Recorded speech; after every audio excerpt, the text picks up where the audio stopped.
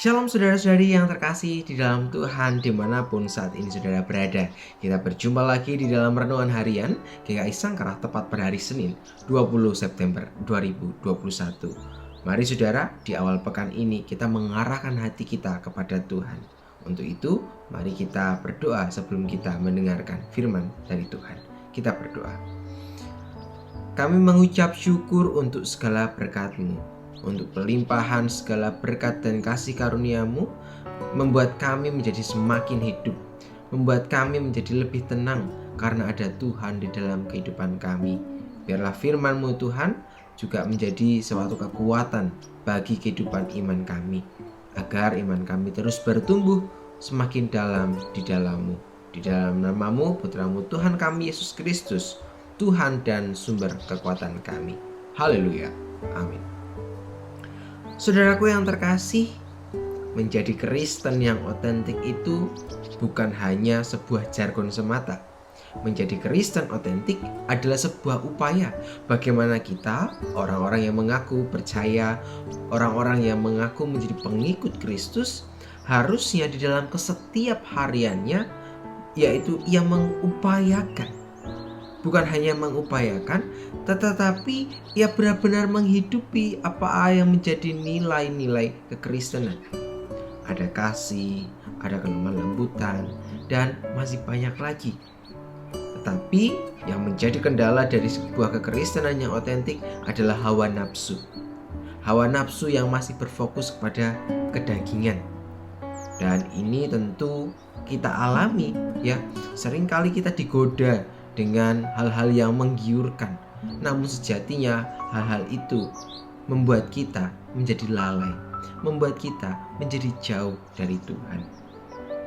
Saudara, mari bersama-sama kita akan membuka satu bagian Alkitab kita yang diambil dari Yakobus pasalnya yang keempat, ayatnya yang ke-8. Demikianlah firman Tuhan, mendekatlah kepada Allah dan Ia akan mendekat kepadamu. Tahirkanlah tanganmu, hai kamu orang-orang berdosa, dan sucikanlah hatimu, hai kamu yang mendua hati. Saudaraku yang terkasih, di dalam surat yang ditulis oleh Yakobus ini mengingatkan jemaat kala itu bahwa jemaat kala itu sebagai orang-orang Kristen justru mereka mendukakan hati Tuhan. Mengapa? Karena di dalam peribadahannya, di dalam keseharian kehidupan rohani mereka masih mengandalkan hawa nafsu. Mereka masih mengandalkan keegoisan diri mereka. Mereka masih hanya mendengar diri mereka. Padahal di bagian Alkitab ini Tuhan menginginkan kita untuk bukan hanya menjadi orang Kristen saja, tetapi menjadi orang Kristen yang memiliki sikap, perkataan, dan perbuatan yang selaras. Itulah yang saya sebut tadi sebagai bagaimana orang Kristen yang secara otentik. Mungkin di dalam bagian ini kita ingin dipertegas kembali oleh Tuhan bahwa kita diingatkan sebagai para pengikut-pengikut Kristus, kita diajak untuk mengarahkan hati. Yakobus di dalam surat ini pun juga memberikan penekanan hal yang sama kepada umat kala itu dengan teguran-tegurannya ya. Dengan kasus yang dialami oleh jemaat kala itu gitu ya. Jangan sampai kita itu melupakan Tuhan. Jangan sampai kita membuat kita jauh dari Tuhan dengan kita hanya fokus pada diri kita. Kita diminta untuk mengarahkan hati. Mengarahkan hati artinya bersedia hati untuk dibentuk, bersedia hati untuk kemudian Tuhan bentuk dan bentur supaya iman kita ini semakin kuat di dalam Tuhan. Semakin kita dekat dengan Tuhan, semakin kita memahami apa yang Tuhan mau. Saudara, mungkin yang membuat kita menjadi enggan adalah rasa ketika kita sudah merasa bersalah. Kita merasa jadi memiliki sekat atau batasan, seakan-akan aduh kayaknya saya malu untuk berjumpa dengan Tuhan, kok saya rasa saya tidak layak. Tetapi saudara, Tuhan itu selalu memberikan kesempatan kepada setiap kita.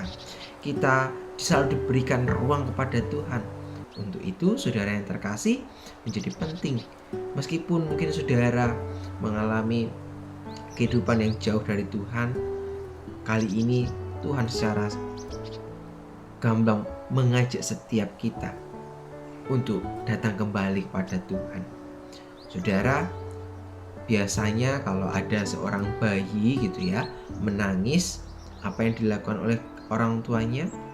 Biasanya bayi itu akan diambil, kemudian digendong dan didekap. Bayi itu lama-kelamaan akan merasa tenang, merasakan kehangatan di dalam pelukannya itu, sehingga tangis itu kemudian bisa berhenti. Bahkan di dalam gendongan itu pun si bayi biasanya bisa sampai tertidur secara lelap. Saudaraku yang terkasih, ilustrasi ini juga sebenarnya bisa berbicara kepada dengan kita, ya. Semakin kita mendekatkan diri kepada Tuhan, Tuhan akan mendekap kita. Dan semakin Tuhan mendekap kita, kita merasakan bahwa Tuhan sangat mengasihi kita. Hangatnya cinta kasih-Nya yang menguatkan kita, membuat kita menjadi lebih berdaya menjalani kehidupan. Sungguh layak bahwa kehidupan kita hari lepas hari nanti dipenuhi dengan perjuangan-perjuangan, semakin mendekatkan diri kepada Tuhan.